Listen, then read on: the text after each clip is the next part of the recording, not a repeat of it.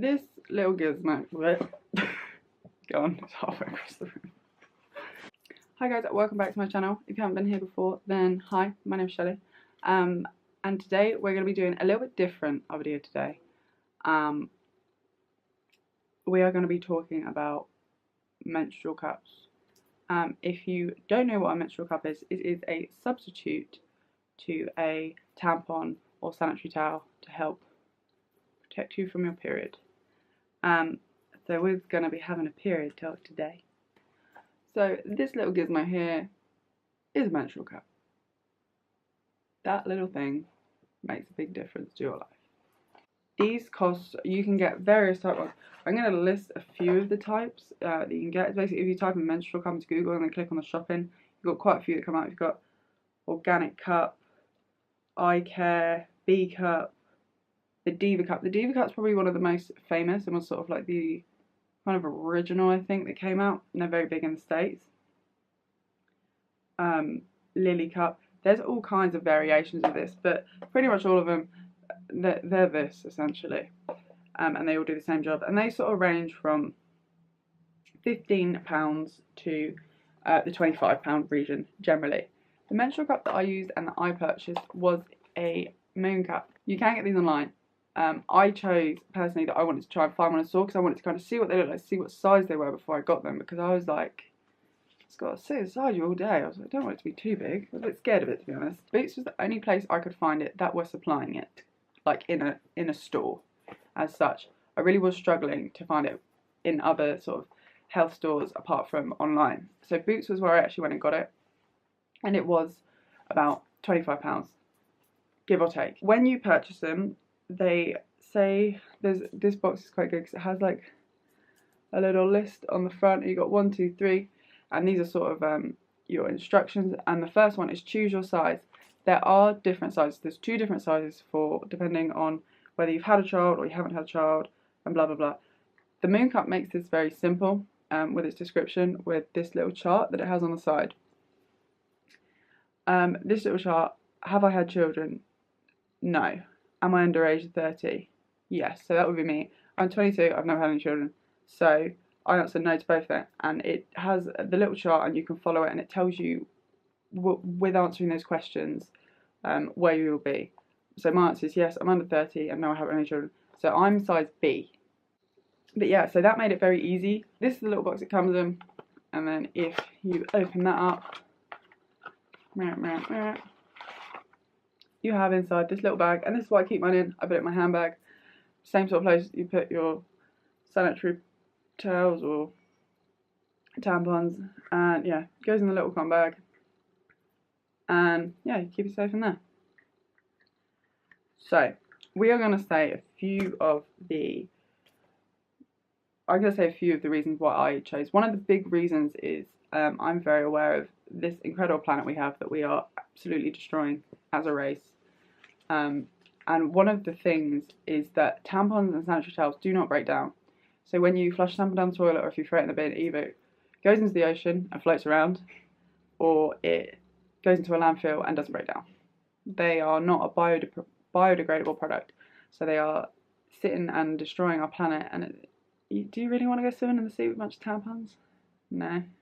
Women use at least 11,000 throwaway sanitary products in a lifetime, which end up in landfills or the sea. 11,000. Do you know how many women are on this planet? All of them have periods. Healthier. Mooncup does not leave the fibres behind or dry you out.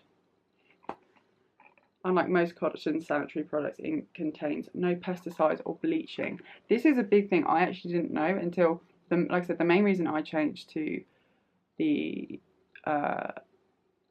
menstrual cup was mainly for the planet and to save me some money. So I didn't know until I started looking into it more that a lot of tampons and sanitary towels and stuff like that are bleached, and I used a lot, mainly tampons to be honest. I always use tampons. They are bleached and they contain chlorine, and they have linked this to cancer and all those horrible things that we don't want to hear. So that was another big thing that surprised me, is that it can cause infection and discomfort and dryness and all that stuff you don't necessarily think about. The third reason that is a massive thumbs up from me is you only have to buy one. You only have to buy one, and then, like I said, mine was about £25. When I say I have heavy periods, I am one of these girls that's lucky enough, when I was sort of in my first few days and I was at my really heavy, really uncomfortable time, I will wear one of the bigger tampons, one of the super tampons, and I'd have to wear a pad while I was at work because I would have bled through that within sort of 3 hours. So I was using a lot and going through a lot. With this magic little device, when I go to work, my general time I start is 7, and I take my first break at about 11, so I do about 4 hours, and I'll put that in before I leave work. I can wait until I go on my break, and I won't have flooded or leaked or anything like that. This holds a lot more than what a tampon does. So if you're like me and you have heavy periods, they are definitely a bonus in that case. But referring back to the money situation, having heavy periods, I can spend probably £20 a month, I would have said, on sanitary products. £20 every month is a lot of money for a necessity, particularly something that is deemed a luxury and that we get taxed on. I mean, I don't know about you, but I don't feel very luxurious using a tampon. And I would always, maybe that was my choice, I preferred to use, if I was using the Tampax, I'd want to use the pearl ones that have, you know, the appliques that are like smoother and they're more comfortable and they have the leak protection. You want all that stuff, but you have to pay more to have that, which is wrong, really. So yeah, I'd be spending £20 a month, which adds up to what? You're spending £20 a month, 12 days, 12 months in a year. That's £240 in a year. £240. And something you can't control and have no choice in. And there's no clinics or anything you can go to ask for, you know, pads or tampons if you are short of money. So that is another huge bonus for me, is that £20, £240. Also involving tampons, there is I know many people would have heard of it. With tampons, I say sort of 4 to 6 hours is sort of a max you should leave in a tampon because of toxic shock syndrome. Toxic shock that's a tongue twister. Toxic shock syndrome. I don't think a lot of women realise quite what it is, and I don't think I entirely realised what it was until I read about it more. And people have lost limbs and stuff over this, like lost their legs and all sorts, because it's essentially a blood poisoning that happens from blood that's sitting in your body that shouldn't be there, aka period blood. With a tampon, you have a much, much higher risk of toxic shock. With one of these little guys, virtually impossible. They haven't heard of cases at all where people have got toxic shock from the menstrual cup. It's a lot healthier and a lot safer. And you can wear these for longer. They say you sort of can wear these for 8 to 12 hours as opposed to the 4 to 6 from a tampon. I've probably been using I've been using it quite a long time now. And I wanted to make sure I've been using it a long time so that I understood it and I found it comfortable and I was giving an honest opinion before I did a video on it. I've been using it probably coming up a year, I would say. And I don't find it uncomfortable, although it was a little bit of a battle at the start. And that was only because when you get these menstrual cups, they have the little stalk on the bottom here. As you can see, mine's not straight. That's because I've cut it. It probably was double the length. Every woman is different. Everyone has a different depth. Blah, blah, blah, blah, blah. You know, different vagina. So they all have a different stalk, and they say with the little leaflets that you can trim the stalk. And what I was feeling when I put it in and it was fine. I was walking around. I was like, okay, that's fine. I can't feel it. But when I sat down, it was pinching, like it was uncomfortable. And I was like, oh god. So I trimmed a little bit more off, but I was getting nervous that I wasn't going to be able to get it out if I took too much off.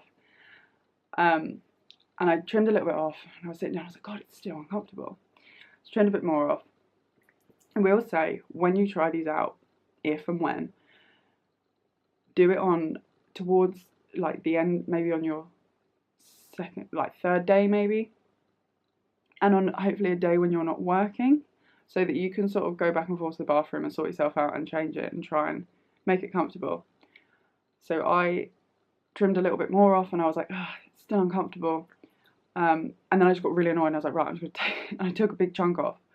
And I was left with this little stalk they have, which for me is perfect. I can grab this and pull it out.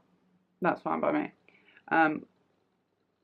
Do not be afraid. Like, I think a lot of people have the worry that it's going to be stuck in, it's got nowhere to go. It's not going anywhere. It's not going to be stuck in there forever. You are going to be able to get it out. But I understand the fear. I think one of the times I was taking it out, I was struggling a bit. I couldn't get a grip on it. And I think the biggest thing not to do is panic. Because as soon as you sort of get a bit panicky and a bit worried, all your muscles, without you even intending it or realising it, are going to tighten and clench up. So you are going to find it, you're going to be fighting yourself to try and get this thing out. So the biggest thing is just relax. You'll get it out. Don't panic. Even if when you have the stalk, whenever I find occasionally I will sort of struggle to pull it out a bit more.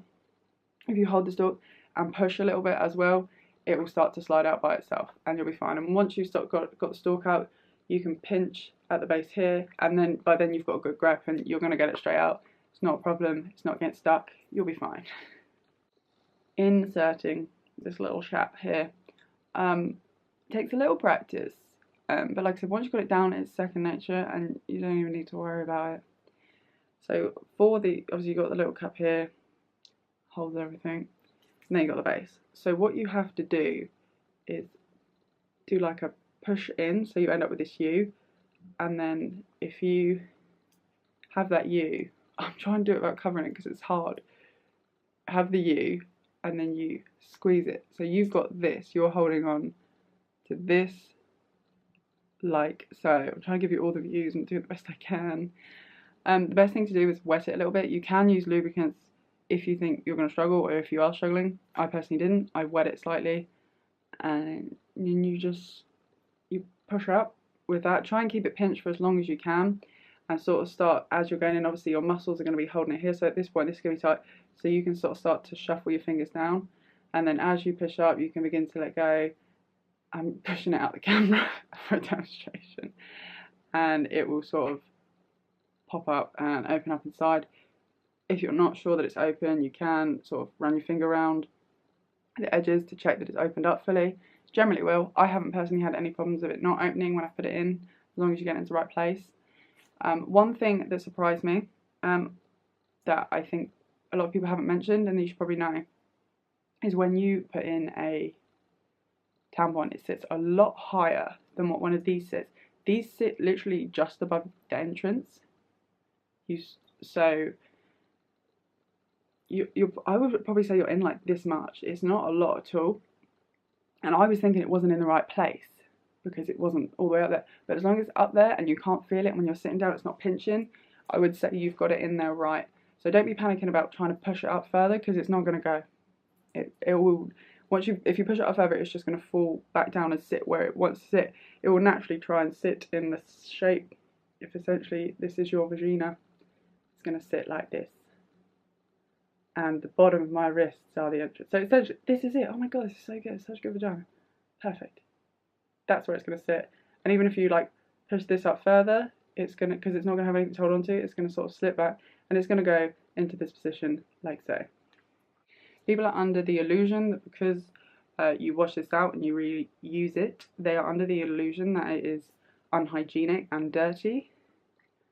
No one's asking you to share it. It's going in your own vagina, and if you don't keep your own space clean, then that's your own problem. So in terms of that, I think that's a load of rubbish. I think people kind of need to grow up a little bit with that. It's your body. Get in touch with it. So yeah, when I take it out, I will pour it out, rinse it, and then reinsert it if I'm on period. When I finish my period and I start reinserting it, I tend to wash it out with a feminine wash of some description. That's my way that I clean it. Some people don't do that. Some people wash it out of water. I choose to use like a Femme Fresh or a feminine wash just to wash that all out and clean it before I put it back in the bag. You're going to get very aware of how much blood your body produces, etc.